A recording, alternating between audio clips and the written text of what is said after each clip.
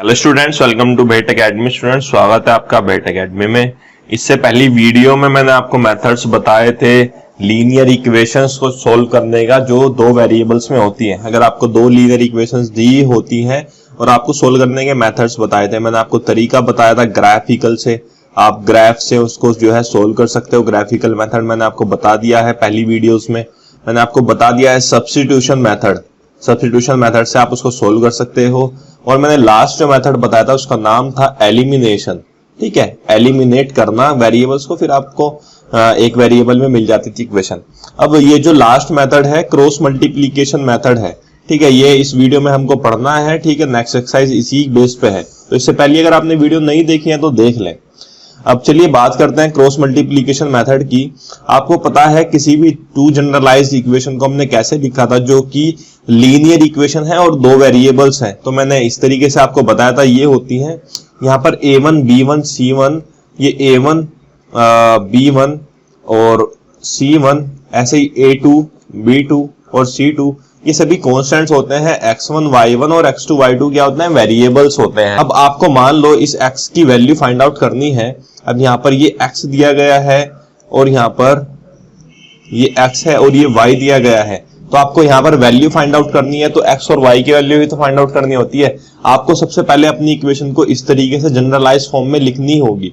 ठीक है, तो आप x के लिए जो वैल्यू होती है वो x upon b1 c2 minus b2 c1, y upon c1 a2 minus c2 a1, 1 upon a1 b2 minus a2 b1, ये आपका क्रॉस मल्टीप्लीकेशन मेथड बताता है। लेकिन आपको इसको ऐसे याद नहीं रखना है। अगर आप इसको ऐसे याद रखोगे तो ये कंफ्यूज हो जाएगा, ये इक्वेशन थोड़ी कॉम्प्लिकेटेड हो जाएगी याद करने में।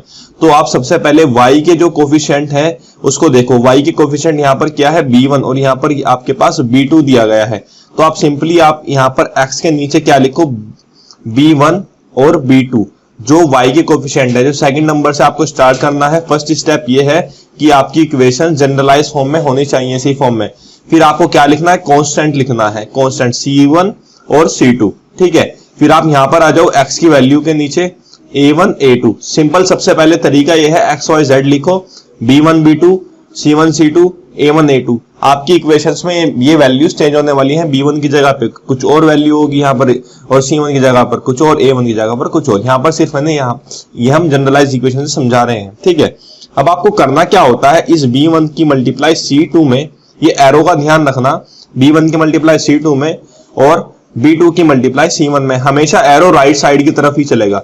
b1 c2 minus b2 c1, ये आपका x अपॉन आता है। ठीक है, x के अपॉन में कौन सी वैल्यू आती है, b1 c2 minus b2 c1। ये वैल्यू, ये आपको याद करने की जरूरत भी नहीं है, इसलिए बता रहा हूं मैं। फिर आप क्या करते हो, y के नीचे जो थी c1 a2, देखो एरो राइट साइड ही चल रहा है। c1 a2 आपने लिखा, फिर आपको क्या लिखना होता है, माइनस, माइनस आएगा बीच में, और c2 a1, ये c2 a1। ठीक है, अब हम बात करते हैं यहाँ पर z के लिए। z के लिए देखो a1, फिर ये b2। ठीक है, डायगोनली आप मल्टीप्लाई कर रहे थे a1 b2, क्योंकि a यहाँ पर ये देखो b1 b2, आप इसको ऐसे लिख सकते हो। तो यहाँ पर a1 b2 और माइनस a2 b1। ठीक है, ये b1 b2 को सिर्फ मैंने दोबारा लिखा है ताकि आपको समझ में आ जाए। तो ये a1 b2 minus a2 b1, ये क्रॉस मल्टीप्लीकेशन मेथड है। इस तरीके से ही आपको क्वेश्चन सोल्व करने हैं, इक्वेशन सोल्व करनी है। ठीक है, और ये x y आपके पास दो वेरिएबल्स होता है। यहाँ पर मैंने लिखा है x और y आपके पास के जो कोफिशिएंट है a1 b1 c1, और x के सेकंड इक्वेशन में a2 b2 c2 दिए गए हैं। ठीक है, अब हम बात करते हैं यहाँ पर एग्जांपल 14 से समझते हैं। क्वेश्चन हमारा एग्जांपल 14 है, ये एग्जांपल 14 से इसको क्वेश्चन को समझते हैं। तो ये आपको क्या बोला गया है, from a bus stand in Bangalore, Bangalore के बस स्टैंड से अगर हमने 2 टिकट्स खरीदी हैं मलेश्वरम की, और 3, ये 3 है, आपको 3 दिया गया है, 3 टिकट्स खरीदी हैं यशवंतपुर की। The total cost is ₹46। जो टोटल कॉस्ट आती है वो 46 है। ये सिर्फ प्लेस का नाम है, यहाँ पर कंफ्यूज नहीं होना है। और अगर हम 3 टिकट्स खरीदते हैं मलेश्वरम और 5 टिकट खरीदते हैं, तो हमारे पास जो कॉस्ट आती है वो 74 आती है। तो आपको पता है, आप इजीली इक्वेशन बना सकते हो यहाँ पर। ठीक है, आप क्या मान लेते हो, एज्यूम क्या कर लेते हो, let the cost of ticket for Malleshwaram, Malleshwaram के लिए जो टिकट की कॉस्ट है वो x है। वो कितनी है, x है। ऐसे ही आप कॉस्ट मान लेते हो, यशवंतपुर की आप कॉस्ट एज्यूम कर लेते हो y।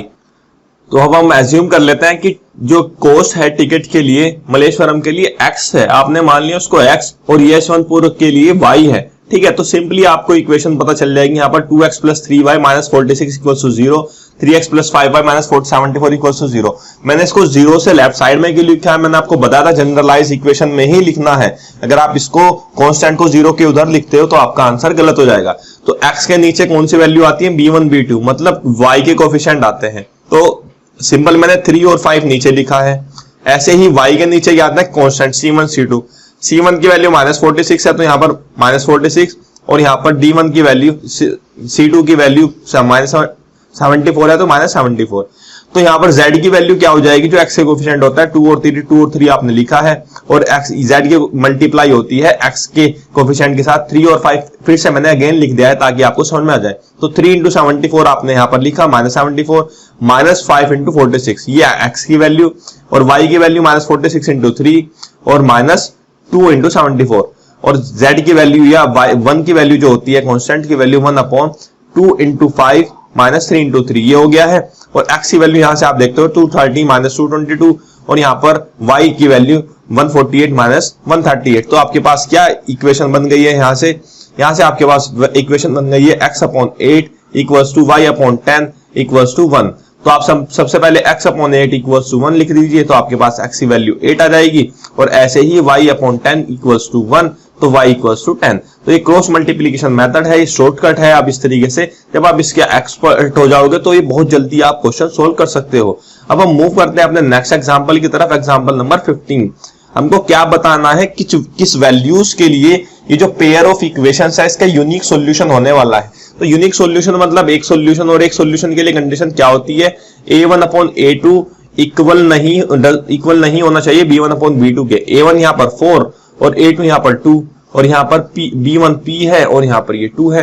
तो आप इसको क्या ले सकते हो, 2 नहीं होना चाहिए। अब यहाँ पर 2 कब आ सकता है, 2 कब आ सकता है, जब ये p की वैल्यू क्या होने वाली है, 4। तो सिर्फ अगर आप p की वैल्यू एक्सेप्ट p = 4 के लिए ये सभी क्या होने वाले हैं, सभी वैल्यूज के लिए क्या होने वाला है, आपको पता है ये क्या होने वाला है, यहाँ पर यूनिक सॉल्यूशन होने वाला है, ठीक है। लेकिन अगर यहाँ पर आप 8 भी रखते यहाँ पर p = 8/2 रखते, कुछ बच्चे यहाँ पर कहते हैं कि 8 अगर रखते हैं तो देखो यहाँ पर 8/2 रखने से 4 आता है, ठीक है, 4 आता है, और 4 आपके पास 4/2 के इक्वल नहीं होता। तो उस कंडीशन में भी यहाँ पर a1/a2 does not equal to b1/b2 होता है। तो सिर्फ एक ऐसी ही वैल्यू p = 4 है जिसके लिए यहाँ पर यूनिक सॉल्यूशन नहीं होता है, हमें यूनिक सॉल्यूशन के लिए बताना था, और कंडीशन थी a1/a2 does not equal to b1/b2।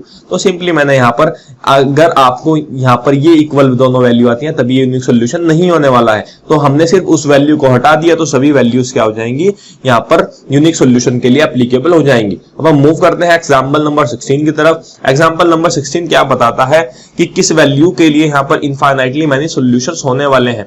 Infinitely many solutions के लिए आपको कंडीशन पता है, इनफाइनाइटली मैनी सॉल्यूशंस के लिए क्या होता है, a1/a2 b1/b2 और c1/c2। तो मैंने आपको बताया था इनफाइनाइटली मैनी सॉल्यूशंस के लिए क्या होने चाहिए, तीनों जो होने चाहिए, तीनों का रेशियो होना चाहिए वो इक्वल होना चाहिए, ठीक है। तीनों का रेशियो क्या होना चाहिए, इक्वल होना चाहिए। तो यहाँ पर लिख देते हैं k/12 = 3/k, और यहाँ पर ये -k-3/-k, यहाँ पर ये माइनस से आप माइनस कैंसिल कर सकते हो। तो इक्वेट करा दीजिए आप यहाँ पर सिंपली।